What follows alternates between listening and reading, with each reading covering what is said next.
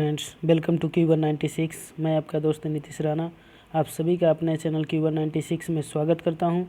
दोस्तों, आज हम लोग पर्यावरण अध्ययन के अंतर्गत यानी EVS के अंतर्गत NCERT से सेलेक्ट किया हुआ वन लाइनर का यह दूसरा वीडियो होगा, जो कि बहुत ही इम्पॉर्टेंट है दोस्तों सीटेट के एग्ज़ाम पॉइंट ऑफ व्यू से। तो दोस्तों, डिस्कस करते हैं हम लोग।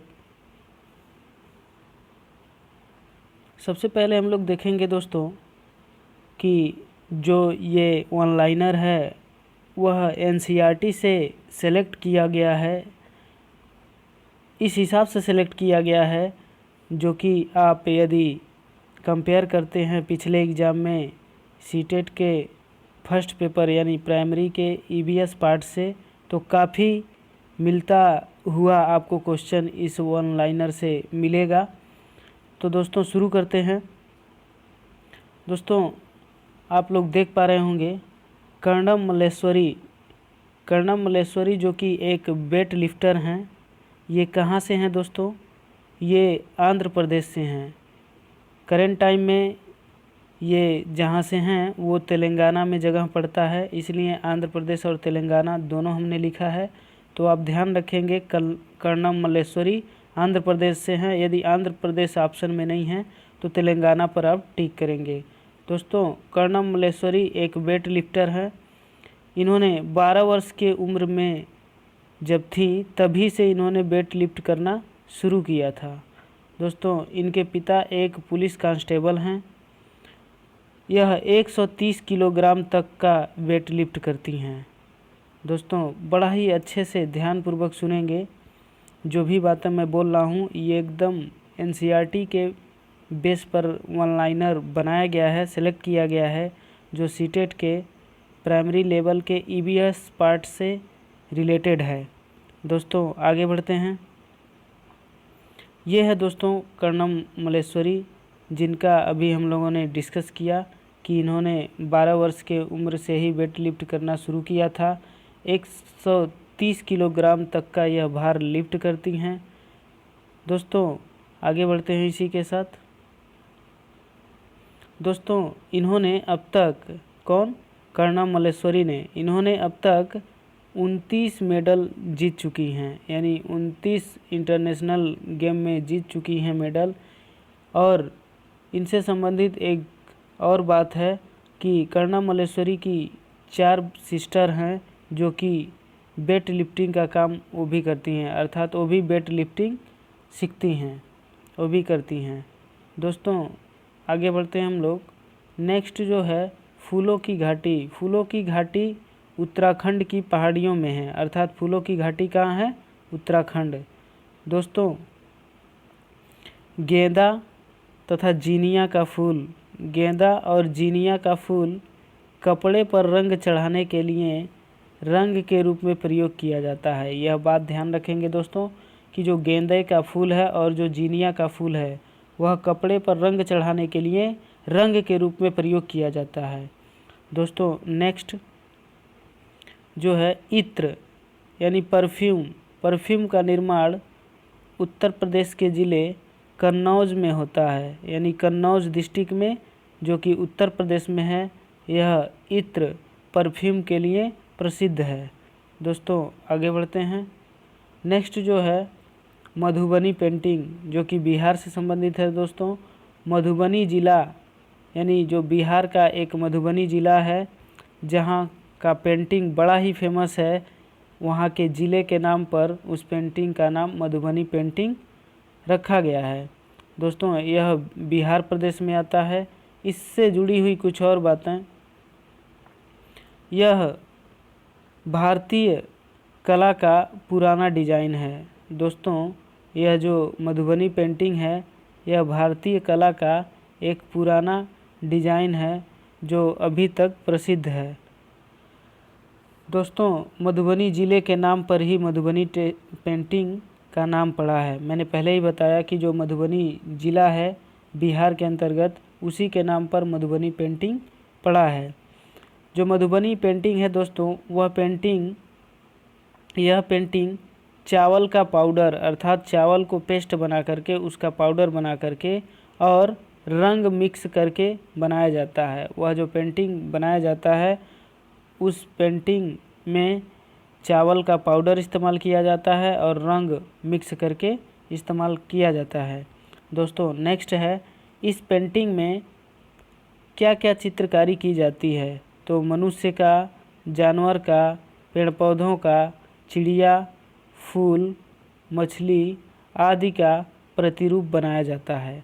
अर्थात इन सब का मनुष्य, जानवर, पेड़, चिड़िया, फूल, मछली आदि का चित्रकारी किया जाता है मधुबनी पेंटिंग के अंतर्गत। दोस्तों नेक्स्ट पॉइंट पर चलते हैं। ये आप लोग देख पा रहे होंगे जो कि मधुबनी पेंटिंग का हमने चित्र यहाँ पर पेस्ट किया हुआ है, जिसमें आप देख पा रहे होंगे यह मनुष्य यानी औरतों का कुछ प्रतिरूप बनाया गया है। इसमें और भी छोटे छोटे कुछ साइड में फूल दिखाई दे रहे हैं। इस तरह से जानवर, फूल, मछली, मनुष्य आदि का चित्रकारी किया जाता है मधुबनी पेंटिंग के अंतर्गत। आगे बढ़ते हैं दोस्तों। अब हम लोग बात करेंगे वेलवनिका, एक गांव है, विलेज है, जो कि कहाँ पड़ता है? कर्नाटक में। ये याद रखेंगे दोस्तों, कभी कभी पूछ लेता है ऐसे डायरेक्टली कि वेलवनिका किस राज्य में स्थित है। 4 ऑप्शन दे देगा जिसमें आपको टिक करना है कर्नाटक पे। वेलवनिका कहाँ पे है? कर्नाटक स्टेट में। गिजू भाई वडेका जो हैं कहाँ से संबंधित हैं? गुजरात से दोस्तों। इन्होंने बच्चों के लिए बहुत सारी कहानियाँ लिखे हैं। गिजू भाई वडेका किससे संबंधित हैं दोस्तों? बच्चों से संबंधित हैं। बच्चों के लिए इन्होंने बहुत सारी कहानियाँ लिखी हैं बहुत सारी कहानियाँ इन्होंने लिखा है।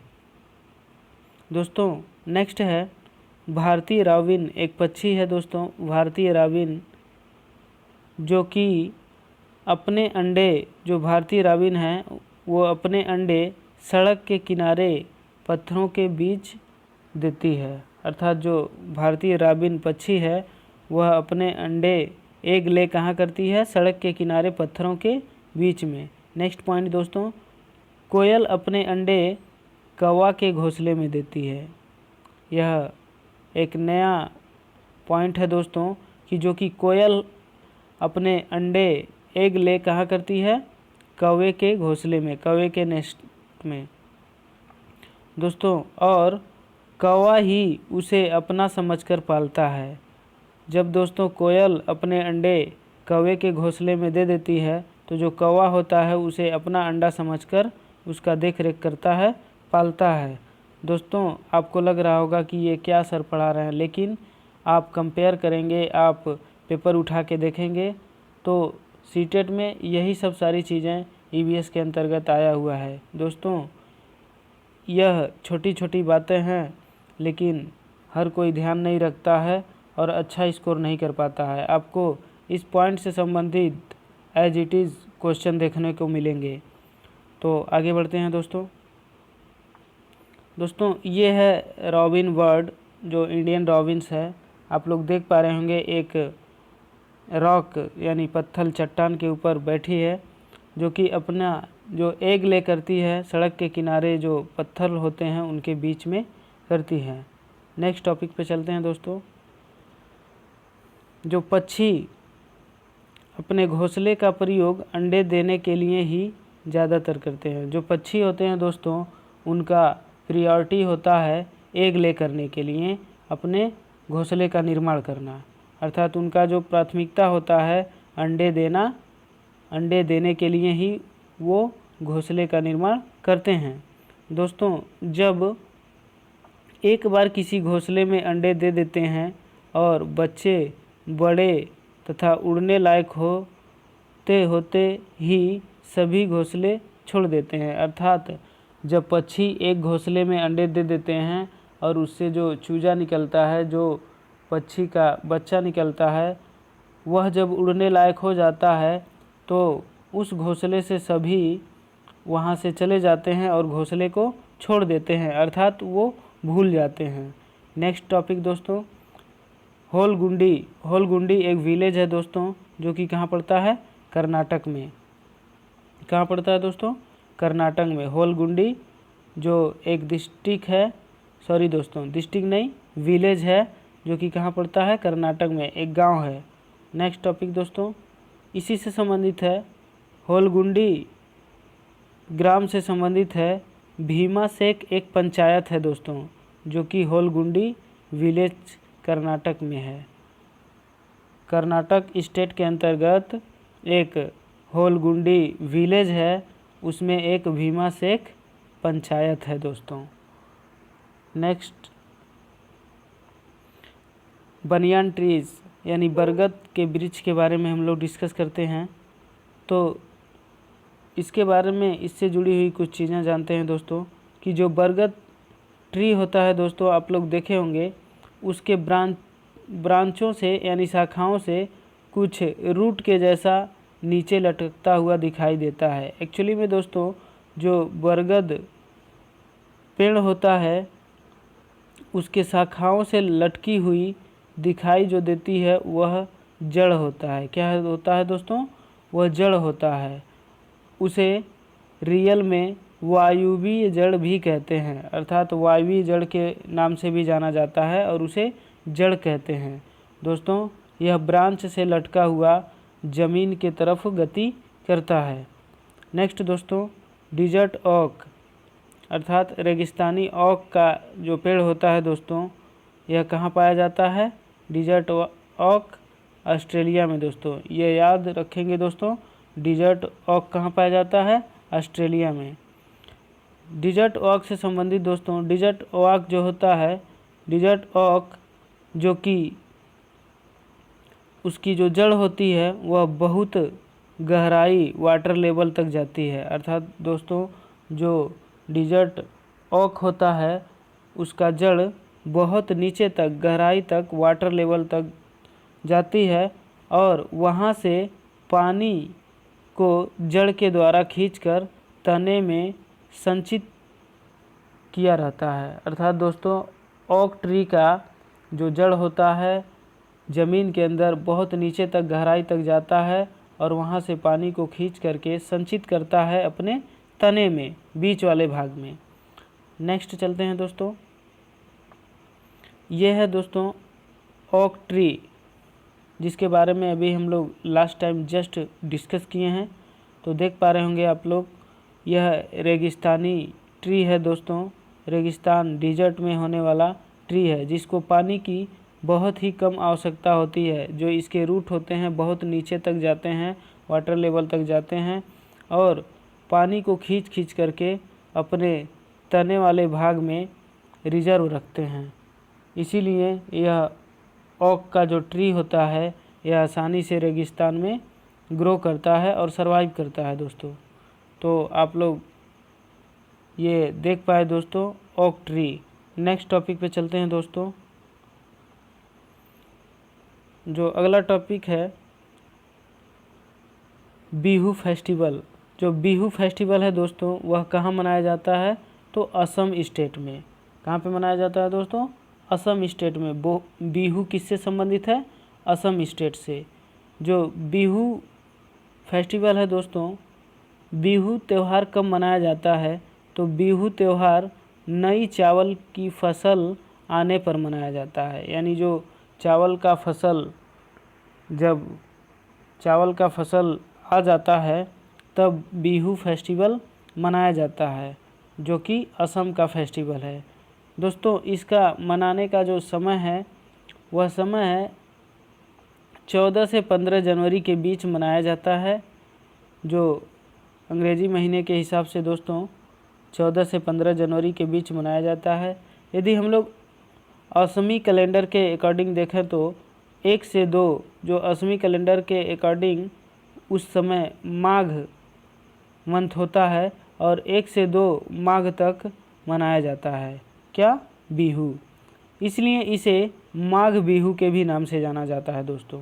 तो आप ध्यान रखेंगे कि बिहू और माघ बिहू दोनों क्या है, एक ही है दोस्तों। बिहू से जुड़ी हुई और भी कुछ बातें। बिहू त्यौहार के उपलक्ष्य में बांस तथा बम्बू के बिहू घर बनाया जाता है दोस्तों। बिहू त्यौहार के उपलक्ष्य में बांस तथा बम्बू के बीहू घर बनाए जाते हैं। आगे दोस्तों बढ़ते हैं।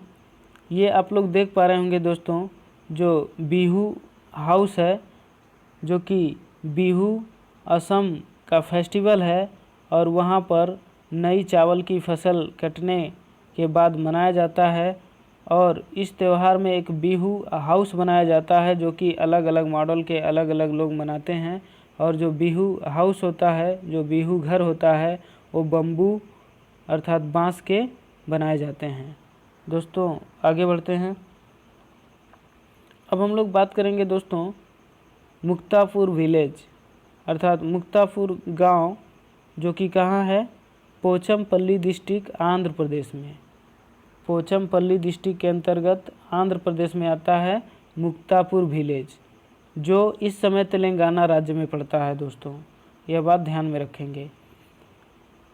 इससे जुड़ी हुई कुछ और बातें, यहाँ जो व्यवसाय है दोस्तों मुक्तापुर विलेज में, वो है कारपेट बनाने का व्यवसाय है। कारपेट बोले तो चटाई बनाना, चटाई बुनना, खिलौना बनाना और इत्र मेकिंग अर्थात परफ्यूम बनाने का कार्य चलता है। तो ध्यान रखेंगे दोस्तों, मुक्तापुर विलेज के अंतर्गत कौन कौन से काम होते हैं, कारपेट बनाना, खिलौना बनाना, इत्र मेकिंग आदि। कुछ और फेमस वस्तु और स्थान के बारे में हम लोग जान लेते हैं। कुल्लू, कुल्लू दोस्तों एक जगह का नाम है और यहाँ का साल फेमस है। दोस्तों आपने सुना है कुल्लू मनाली, तो कुल्लू जो है दोस्तों यहाँ का साल फेमस है। उसी तरह दोस्तों मधुबनी जो बिहार का एक डिस्ट्रिक्ट है, यहाँ का क्या फेमस है, पेंटिंग दोस्तों। नेक्स्ट दोस्तों असम का सिल्क फेमस है, असम का सिल्क प्रसिद्ध है दोस्तों। नेक्स्ट है दोस्तों कश्मीर, कश्मीर की यदि हम बात करें तो कश्मीर का कढ़ाई यानी एम्ब्रॉयडरी फेमस है दोस्तों। यह सारी बातें बहुत ही इम्पॉर्टेंट है दोस्तों, अच्छे से ध्यान रखिएगा। नेक्स्ट टॉपिक पे चलते हैं दोस्तों। अगला है दोस्तों यूएई, यूनाइटेड अरब एमिरेट्स अर्थात दोस्तों यूएई का जो कैपिटल है दोस्तों अबू धाबी है और यहाँ का करेंसी जो है दोस्तों वो है दिरहम। ये सारी बातें एकदम अच्छे से नोट करिएगा दोस्तों और अच्छे से याद रखिएगा। तो यूएई का जो कैपिटल है अबू धाबी और यहाँ का करेंसी क्या है, दिरहम।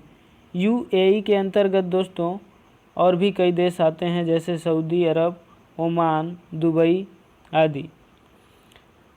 नेक्स्ट दोस्तों चित्तापन, चित्तापन एक लैंग्वेज का जो कि वर्ड है, एक भाषा है जो पिता को कहा जाता है। मलयालम लैंग्वेज में दोस्तों, मलयालम भाषा में पिता को चित्तापन कहा जाता है। ध्यान रखेंगे दोस्तों, मलयालम भाषा में पिता को क्या कहा जाता है, चित्तापन।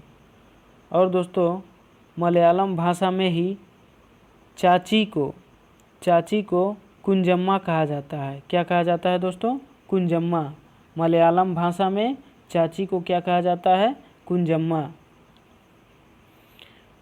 नेक्स्ट दोस्तों केरल से जुड़ी हुई बातों पर डिस्कस करेंगे। जो अगला हमारा टॉपिक है केरल। केरल में नारियल, केला, कटहल, पपीता, सुपारी आदि के पेड़ पाए जाते हैं दोस्तों। यदि हम बात करें कि केरल में कौन कौन से पेड़ पाए जाते हैं, तो केरल में नारियल, केला, कटहल, पपीता, सुपारी आदि के पेड़ पाए जाते हैं। नेक्स्ट पे चलते हैं दोस्तों खजूर। खजूर जो कि आप लोग देखे होंगे, खाए होंगे। खजूर रेगिस्तान में विकसित होता है। कहाँ पे दोस्तों, रेगिस्तान में। यदि खजूर का अच्छा उत्पादक जगह की बात करें तो वो है यूएई दोस्तों, ध्यान रखेंगे। खजूर का अच्छा उत्पादक क्या है, यूएई। केरल के विषय में और भी कुछ जानते हैं दोस्तों। केरल में मसाले भी पाए जाते हैं। केरल में मसाले भी पाए जाते हैं। वहाँ से संबंधित कुछ मसाले हैं तेज़पत्ता, इलायची, काली मिर्च। नेक्स्ट दोस्तों, गरम मसाला किन किन मसालों से बनता है। जो गरम मसाला है दोस्तों, यह किसी मसाले का नाम नहीं है, कुछ मसालों का मिक्सचर है दोस्तों। अर्थात गरम मसाला किन किन मसालों से बनता है, तो बड़ी इलायची, लौंग, जीरा, छोटी इलायची, काली मिर्च, सूखी आदि, ड्राई जिंजर, इन सब चीज़ों को मिला करके क्या बनता है दोस्तों, गरम मसाला। नेक्स्ट टॉपिक पे चलते हैं दोस्तों। अब हम लोग बात करेंगे एक बहुत ही परिचित और चर्चित लेडी हैं जिनका नाम है Waheeda prism. Waheeda prism lieutenant commander हैं दोस्तों, और साथ ही साथ डॉक्टर भी हैं इंडियन नेवी में। फिर से मैं बताना चाहूँगा दोस्तों कि वहीदा प्रिज्म जो हैं लेफ्टिनेंट कमांडर हैं, किसमें, इंडियन नेवी में, और डॉक्टर भी हैं दोस्तों। ये कहाँ से बिलोंग करती हैं, तो उस जगह का नाम है थन्ना मंडी। ये दोस्तों गलत हो गया है, खन्ना मंडी है, खन्ना मंडी नहीं है, थन्ना मंडी है। थन्ना मंडी से बिलोंग करती हैं, जो कि राजौरी डिस्ट्रिक्ट के अंतर्गत आता है, जम्मू कश्मीर स्टेट में। दोस्तों फिर मैं बताना चाहूँगा कि जो वहीदा प्रिज्म हैं लेफ्टिनेंट कमांडर हैं, साथ ही साथ डॉक्टर हैं इंडियन नेवी में, और यह कहाँ से बिलोंग करती हैं, थन्ना मंडी, राजौरी डिस्ट्रिक्ट, जम्मू कश्मीर से। यह पहली महिला हैं जिन्होंने परेड में अगवानी की हैं दोस्तों।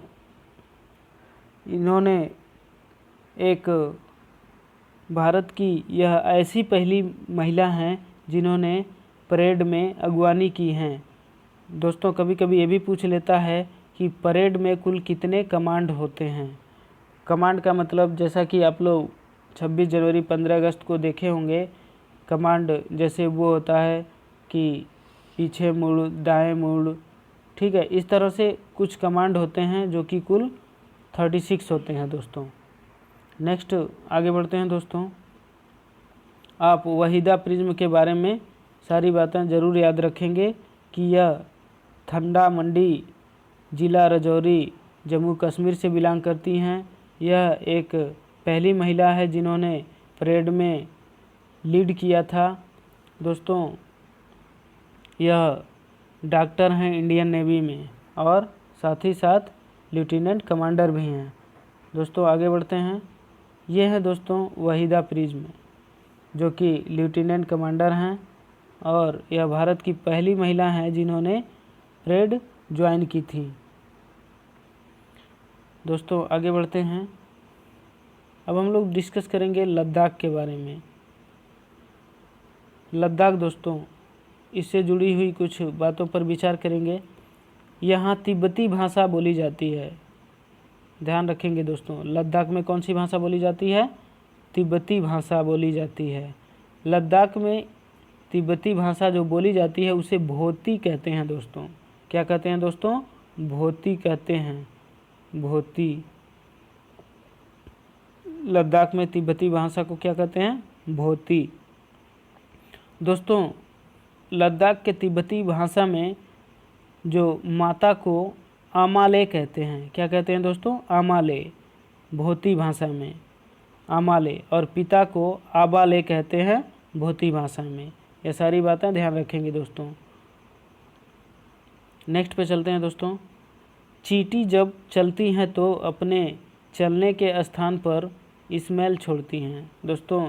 चींटी के विषय में कुछ फैक्ट्स हैं कि चींटी जब ग्राउंड पर, ज़मीन पर चलती हैं तो वह अपने स्थान पर स्मेल छोड़ती है। क्या छोड़ती है दोस्तों, स्मेल, यानी गंध कह सकते हैं, या जो भी चीज़ें हैं कि कुछ महक छोड़ती है, जिससे क्या होता है कि बाकी की चींटियाँ उस स्मेल को फॉलो करके आगे बढ़ती हैं। आप देखे होंगे दोस्तों कि जो चींटी होती हैं वह झुंड में आगे बढ़ती हैं, झुंड में जाती हैं।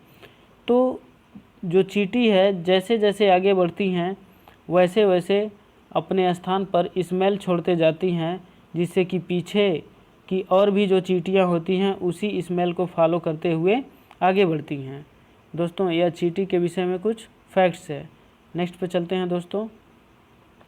इसी तरह चींटी की तरह यदि हम बात करें तो सिल्क जो कि एक कीड़ा है, सिल्क मेल कीड़ा जो है वह अपनी फीमेल सिल्क अर्थात सिल्क जो मेल कीड़ा होगा और सिल्क में जो फीमेल कीड़ा होगा, मेल वाला फीमेल सिल्क को कई किलोमीटर तक एक स्मेल से पहचान लेता है। ध्यान रखेंगे दोस्तों कि सिल्क में जो मेल होता है वह अपने फीमेल कीड़े को, फीमेल सिल्क को कई किलोमीटर दूर से ही उसको आइडेंटिफाई कर लेता है उसके स्मेल के द्वारा। दोस्तों नेक्स्ट है, मच्छर भी कुछ इसी तरह का विशेषता रखता है। मच्छर मनुष्य को उसके स्मेल से पहचान लेता है। ध्यान रखेंगे दोस्तों कि हम मनुष्यों के पास मच्छर क्यों चले आते हैं, तो हमारे बॉडी के द्वारा जो स्मेल निकलता है उससे वह पहचान लेते हैं और हमारे बॉडी पर आ जाते हैं। दोस्तों ये है सिल्क है दोस्तों। नेक्स्ट चलते हैं दोस्तों। मच्छर के विषय में कुछ और भी फैक्ट्स हैं दोस्तों। मच्छर हमें और भी किस तरह से पहचान लेता है, तो मच्छर हमारे पैर के तलवे के स्मेल और शरीर के ताप से पहचानता है। ध्यान रखेंगे दोस्तों, एक तो मच्छर हमारे बॉडी से निकले हुए स्मेल से पहचान लेता है, दूसरे दोस्तों हमारे पैर का जो तलवा होता है उससे जो कुछ स्मेल निकलता है, उस स्मेल और हमारे शरीर के टेम्परेचर से वह पहचान जाता है और हमारे पास चला आता है। दोस्तों एनसीईआरटी के थ्रू कुत्ते के विषय में कुछ अर्थात डॉग के विषय में कुछ फैक्ट्स है, उसको भी जानेंगे हम लोग। अर्थात दोस्तों कुत्ता कैसे अपने क्षेत्र को चिन्हित करता है। दोस्तों आप सुने होंगे मूवी में या फिर ऐसे, कुत्तों का इलाका होता है अर्थात कुत्तों का एक क्षेत्र होता है जहाँ पर वह आते जाते हैं और रहते हैं। तो जो डॉग होते हैं दोस्तों, वह कैसे अपने क्षेत्र को चिन्हित करते हैं, कैसे अपने क्षेत्र को निर्धारित करते हैं, कैसे अपने क्षेत्र को मार्क करते हैं। तो दोस्तों मैं बताना चाहूँगा, वह अपने क्षेत्र को यूरिन और पोटी के द्वारा मार्क करते हैं, चिन्हित करते हैं। क्या होता है दोस्तों कि वह अपने यूरिन और पोटी से चिन्हित करके अपने क्षेत्र बनाते हैं। अर्थात अपने यूरिन और पोटी आप लोग जानते ही हैं दोस्तों, तो उससे क्या करते हैं, चिन्हित करके अपने क्षेत्र बनाते हैं, जिससे कि दूसरे क्षेत्र का कोई कुत्ता आ जाता है तो उसे उसके यूरिन से पहचान लेते हैं और उसे भगा देते हैं। दोस्तों जैसा कि मान लीजिए कुछ कुत्ते हैं, वह अपने यूरिन और पोटी से जहाँ पे रहते हैं उस एरिया को मार्क किए हैं, तो जाहिर सी बात है दोस्तों उस एरिया में कोई दूसरा कुत्ता, दूसरा डॉग आएगा तो वह दूसरा डॉग वहाँ पर पोटी या यूरिन कुछ करेगा, तो उस दूसरे डॉग के यूरिन और पोटी से जो वहाँ पर पहले से रह रहे डॉग होंगे वह उसको पहचान जाएंगे, जान जाएंगे कि यह हमारे क्षेत्र का कुत्ता नहीं है और उसको भगा देंगे। दोस्तों यह कुत्ते के विषय में कुछ फैक्ट्स था। नेक्स्ट दोस्तों आगे बढ़ते हैं। आप लोग देख पा रहे होंगे डॉग का यह इमेज। नेक्स्ट दोस्तों चिड़िया। दोस्तों चिड़िया के विषय में कुछ और भी फैक्ट्स हैं। चिड़िया की आँखें उनके सिर पर होती हैं और स्थिर होती हैं। दोस्तों हमारा आपका, हम मनुष्यों का जो आई है यह थोड़ा सा मूव कर सकता है, जिससे हम लोग अपने सिर को एक स्थान पर किए हुए भी एक से अधिक ऑब्जेक्ट पर कवर करते हैं। लेकिन चिड़िया में ऐसा नहीं होता है दोस्तों, उसकी जो आँखें होती हैं उसके सर पर होती हैं और स्थिर होती हैं, जिससे कि एक ऑब्जेक्ट पर ही दोनों केंद्रित होती हैं, जिससे कि दोनों आँखें एक ही ऑब्जेक्ट पर केंद्रित होती हैं। और किसी अन्य ऑब्जेक्ट को देखने के लिए पूरा सिर घुमाना पड़ता है, और बर्ड को किसी दूसरे ऑब्जेक्ट को देखना है, दूसरे वस्तु को देखना है तो उसको अपना पूरा सिर घुमाना पड़ता है। नेक्स्ट दोस्तों,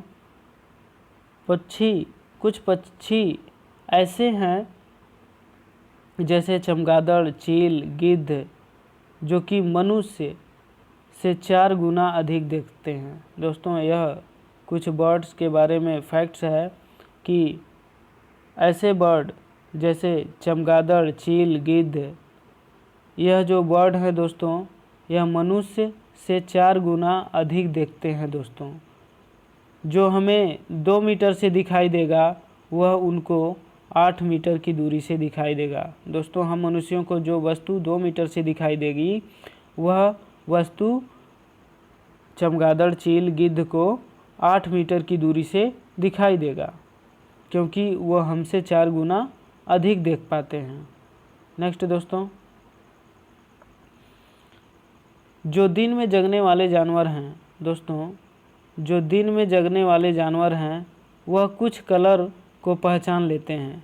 जैसे दोस्तों कुत्ता है, बिल्ली है आदि कुछ ऐसे जानवर हैं जो दिन में जगते हैं, तो ये क्या करते हैं, कलर को पहचान लेते हैं, यानी कौन सी वस्तु किस कलर का है, कैसा है, कुछ कलर को यह आइडेंटिफाई कर लेते हैं। लेकिन दोस्तों, जो रात में जगने वाले जानवर हैं उनको सभी चीज़ें यानी सभी वस्तुएं ब्लैक एंड वाइट में ही दिखाई देता है।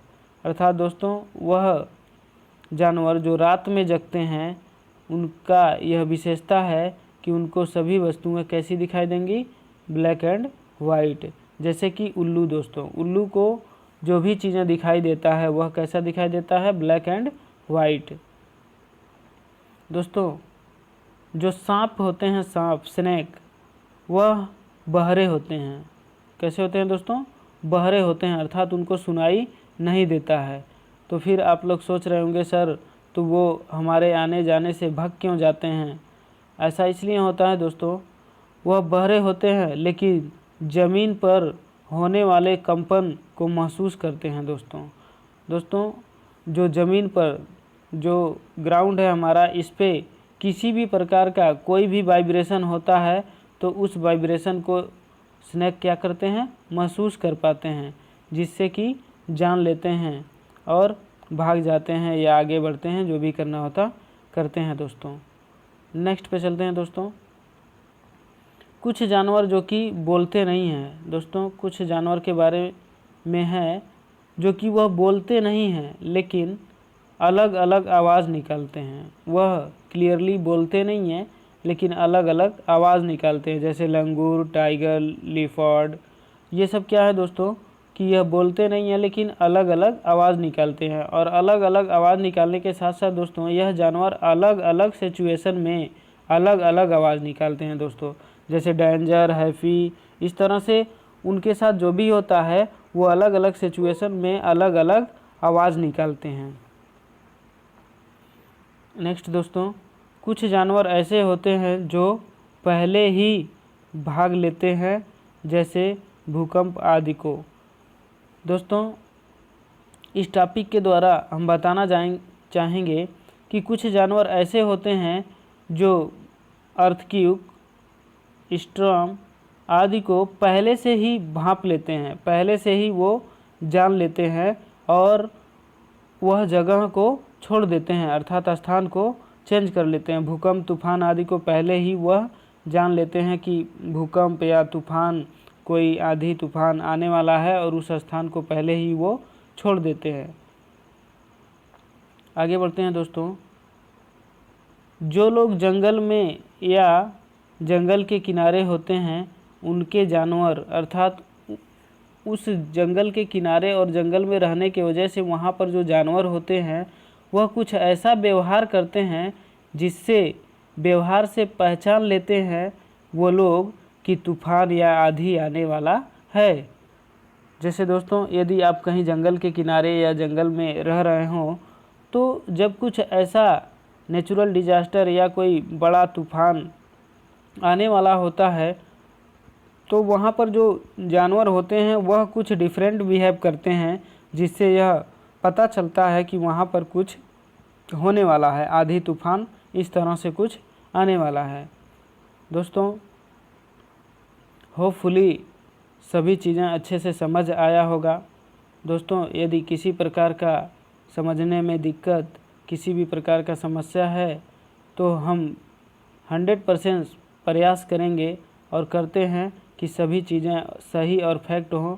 यदि कहीं कोई दिक्कत है तो आप कमेंट बॉक्स में ज़रूर पूछें, और यदि अभी तक हमारे चैनल को आप यदि नहीं सब्सक्राइब किए हैं तो सब्सक्राइब करें और बेल आइकन को भी दबाएं, जिससे कि आपको आने वाले वीडियो का नोटिफिकेशन मिलता रहे। थैंक यू दोस्तों, थैंक्स फॉर